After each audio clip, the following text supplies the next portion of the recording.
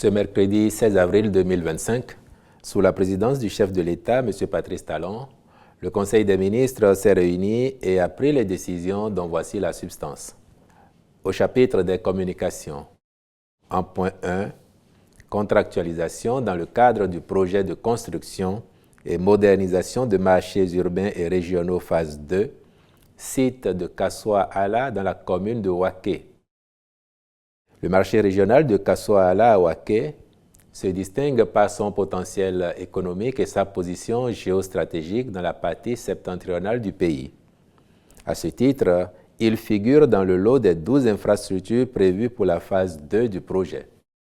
Ces atouts lui confèrent un caractère prioritaire et le Conseil a approuvé sa mise en chantier diligente en attendant l'aboutissement des procédures concernant les autres sites. Les ministres concernés veilleront à la finalisation des formalités irrelatives en prélude aux travaux. En point 2, mission de contrôle technique des projets de reconstruction du Hall des Arts et de construction d'une piste de karting à Cotonou. Dans le cadre du démarrage imminent de ces projets, qui participent de la modernisation et de l'attractivité de la ville de Cotonou, il a été autorisé la signature des marchés avec des cabinets spécialisés pour la mission de contrôle technique indispensable. Les ministres chargés du cadre de vie, de l'économie et des finances devront s'assurer de la bonne exécution des prestations. En point 3, réalisation d'une étude de faisabilité sur les métiers du transport et de la logistique.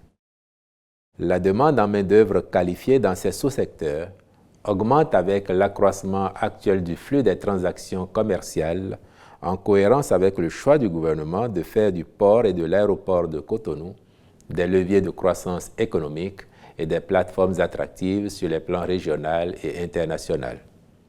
Aussi, en plus du développement des infrastructures routières en cours dans tout le pays, le transport fluvial doit-il être promu pour les liaisons entre certaines villes et avec d'autres pays limitrophes, l'objectif étant de faciliter la mobilité urbaine et interurbaine. Il s'est donc avéré nécessaire de réaliser une étude de faisabilité dédiée aux besoins d'emploi et de formation appropriés afin de développer des programmes de formation conséquents qui tiennent compte des évolutions technologiques actuelles. En point 4, approbation du plan stratégique 2025-2029 du ministère du Cadre de vie et des Transports en charge du développement durable.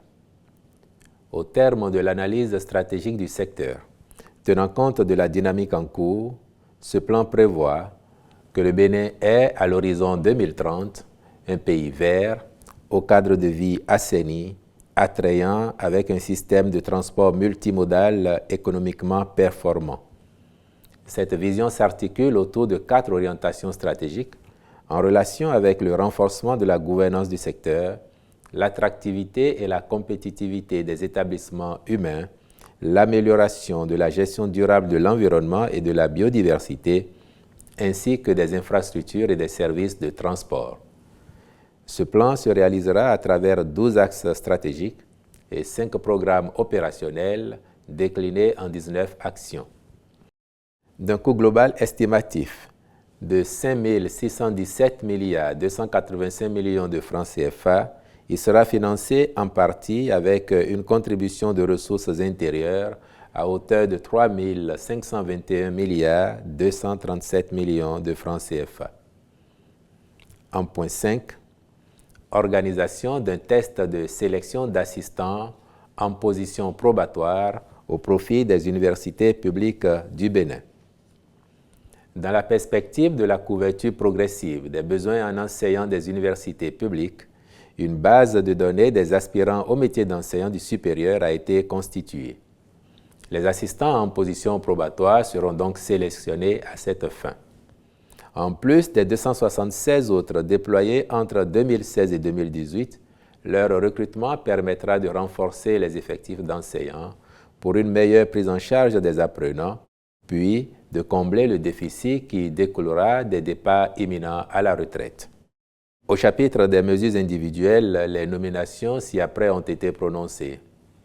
À la Cour suprême, après avis du Conseil supérieur de la magistrature, conseillé sur proposition du président de la Cour, Messieurs Romain Kofi, Mouhamadou Sansare, Amaté Christian Ataï, Komlan Christian Adjakas, Désiré Padel Dato, avocat général, sur proposition du garde des Sceaux, ministre de la Justice et de la Législation, M. Olusegun Romaric Tidjani Serpos, au ministère du Travail et de la Fonction publique, directeur de la planification, de l'administration et des finances, M. Fernand Aéon, je vous remercie.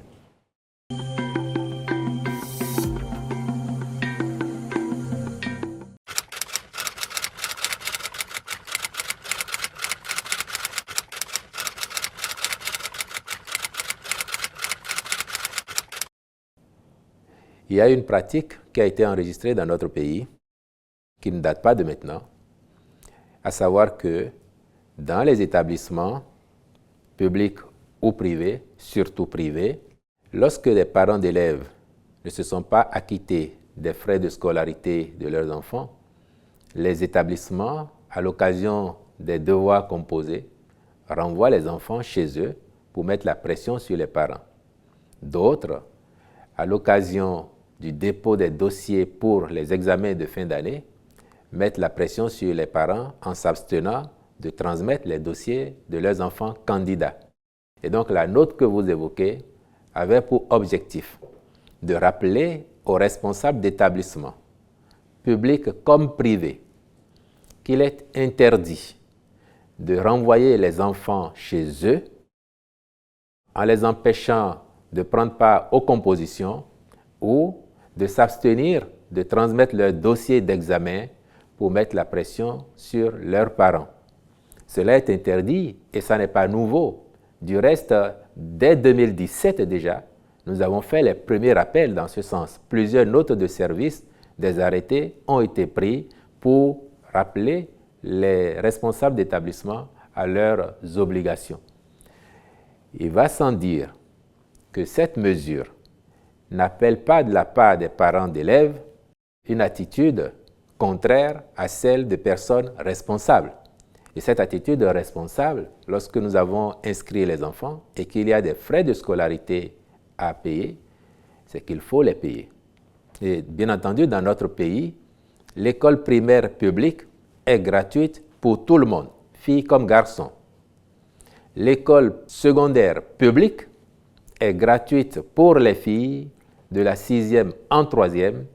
Et depuis l'année dernière, nous avons commencé à expérimenter l'extension de la mesure de gratuité de l'enseignement pour les filles jusqu'au niveau second cycle.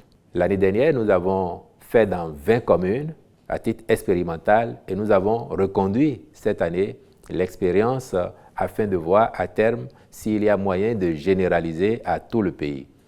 En dehors des cas où il est formellement prescrit la gratuité, ou bien dans le cas où nous sommes en train de faire cette expérimentation de l'extension de la gratuité pour les filles du second cycle dans les collèges publics, nulle part ailleurs, il n'y a d'exonération de frais de scolarité. Donc notre mesure ne vise pas à priver les établissements des ressources qui leur permettent de tourner et de délivrer les enseignements aux enfants. Elle ne vise pas non plus à permettre aux parents d'élèves de ne pas s'acquitter de leurs responsabilités vis-à-vis des écoles où ils ont inscrit leurs enfants. Et donc, il faut que cela soit clair pour tout le monde. La mesure du gouvernement, conformément au droit à l'éducation des enfants, conformément à sa volonté aussi de ne pas soumettre les enfants à une pression inutile qui aurait pour conséquence plutôt de les frustrer, la mesure vise à les maintenir en classe lorsqu'il y a composition et à faire en sorte que leur dossier d'examen soit transmis. Il appartiendra aux écoles de prendre d'autres mesures pour recouvrer les frais de scolarité auprès des parents débiteurs plutôt que de mettre une pression injustifiée sur les enfants.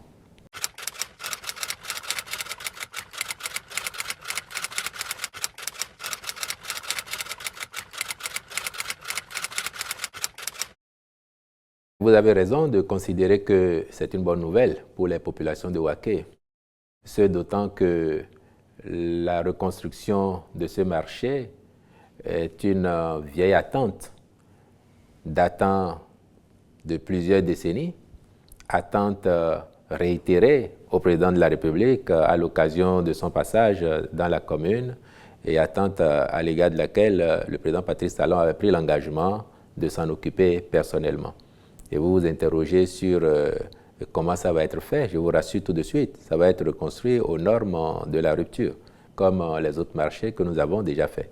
Et à l'arrivée, vous verrez très bien que les attentes seront largement comblées et pour le bien de la commune de Waké et au bonheur des populations.